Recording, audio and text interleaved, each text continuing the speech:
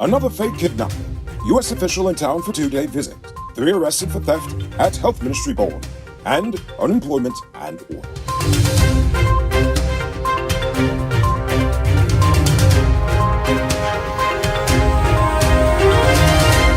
I am Enrico Bulford, and this is Uncut News. Do you see news happening? Send us a tip on WhatsApp at 592-659-6151. The police are reporting of another fake kidnapping. On the 21st of March, a woman told police that her friend was kidnapped by a taxi driver at the Tamari bus park, claiming that she later received a text from the alleged victim's phone saying, "You have to come and find her, or I will kill her."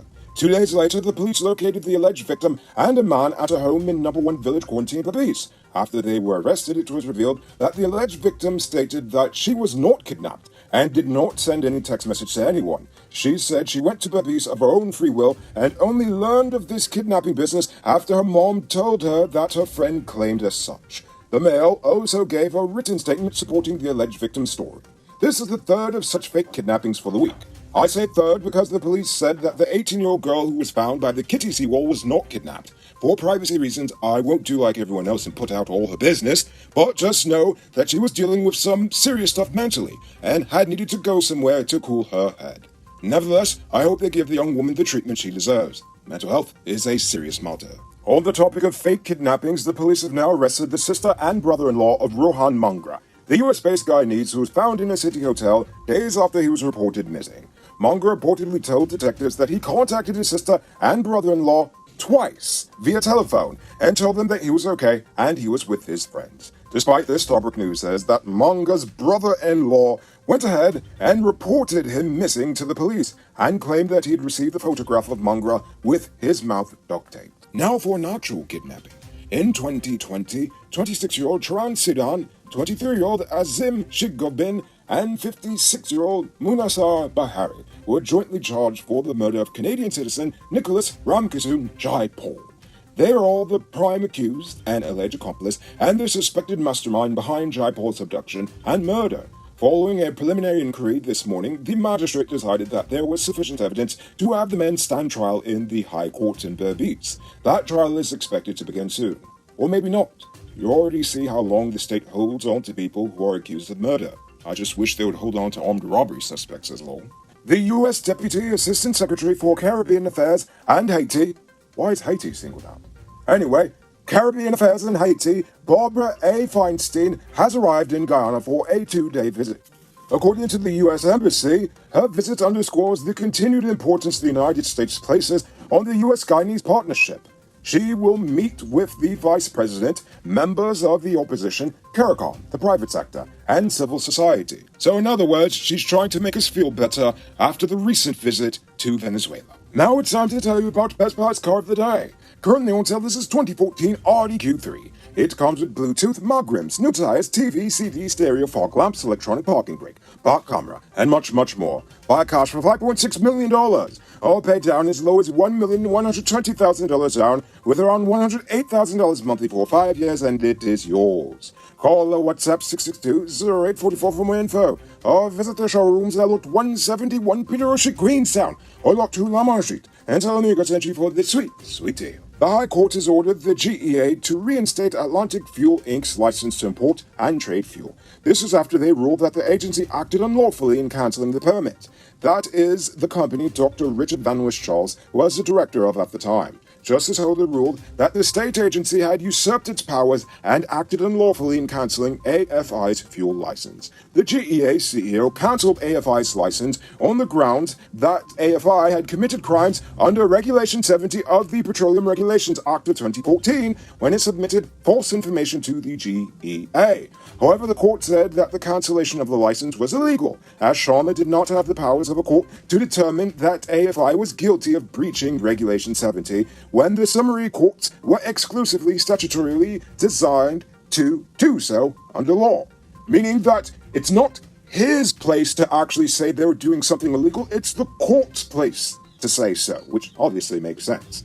In fact, in May 2021, Chief Justice Roxanne George ordered the GEA to return 600,000 liters of seized diesel fuel along with $15 million in storage fees, making this the second time in a year that they have actually won a suit against the state. A doctor and a retired GDF officer were arrested yesterday afternoon as the investigation into the alleged theft of pharmaceutical products and other medical supplies from the Health Ministry's drugs bond continues.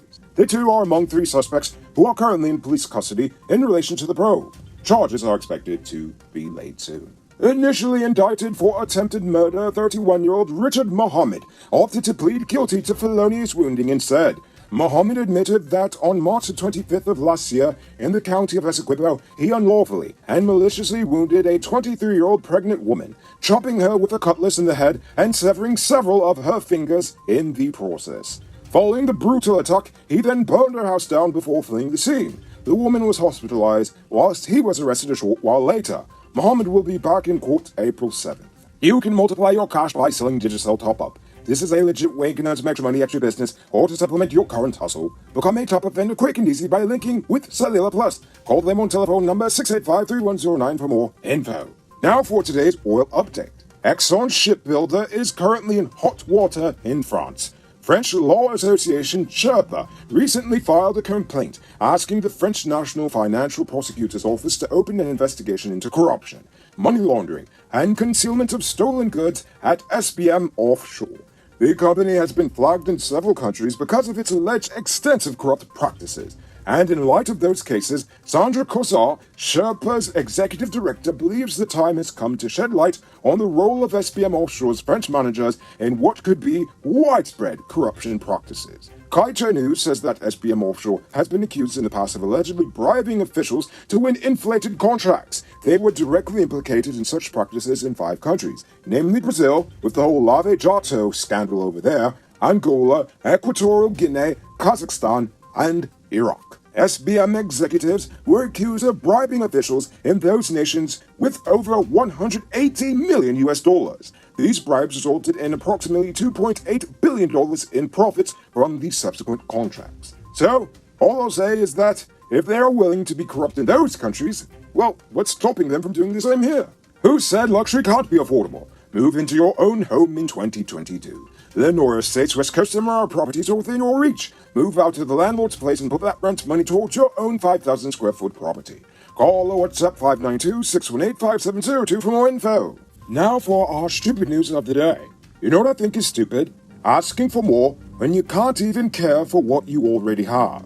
Several months ago, Jadio was in Ghana telling them that we need to import labor to work in the oil and gas industry in our nation, which is understandable. I understand you have to bring in skilled labor. But now Robert Passard is in Trinidad trying to convince 100,000 people to move to Guyana. While I do agree, we do need more skilled laborers to fulfill all of the jobs that will soon come to the nation.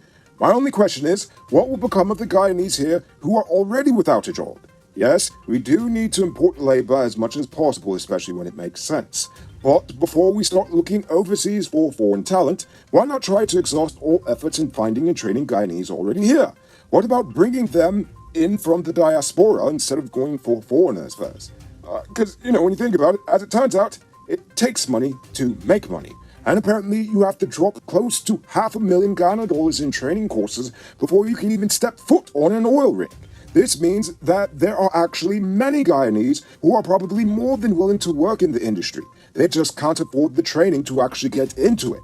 And if you ask me, putting foreign labor over your own citizens just because they can't afford it is pretty stupid. Now for our Uncut News Views Poll question of the day. Every day we pose a question about current events in Guyana, the region, the diaspora, and how you feel it relates to us. So, you give your responses, and we'll read the best ones in the following episode. Yesterday's question was about the education ministry, and what should they include in this new curriculum that they're working on. St. Fife says, we need to teach our children financial literacy, and also our tax and NIS systems. I agree. And it seems like Chisel Chipper 68 seems to agree too. He says they need to teach financial literacy and money management skills from an early age, and maintained as mandatory till Form 3. People need to learn how to avoid financial traps from bad decision-making down the road. Indeed, especially as all this oil money is supposed to start flowing through. I mean, come on, we might as well learn how to manage it. Gavin Thomas also agrees, saying financial education needs to be taught. Indeed. Our Seaview Forum says we should be teaching our nation's children to swim, teach them self-defense. Too many women and girls are being abused. And finally, yoga, especially for children, to learn how to settle their minds and body and exercise for self-control. Great ideas. Often we focus on the mind, but we sometimes forget the body and the spirit. And finally, Anne Blanchard says Constitution, banking and finance and economics must be put on the national curriculum. We need a curriculum upgrade. Indeed, we really do. America's representative for Caribbean Affairs is currently in Guyana. What would you like to share with her that you feel that she needs to know? I want you to think about that question. Tell us in the comments below. If your response is good enough, we just might feature it in our next episode. Anyway, that's all the time we have for tonight, and check us out tomorrow for another. Until then, I'm Rico Bulford saying good night, folks.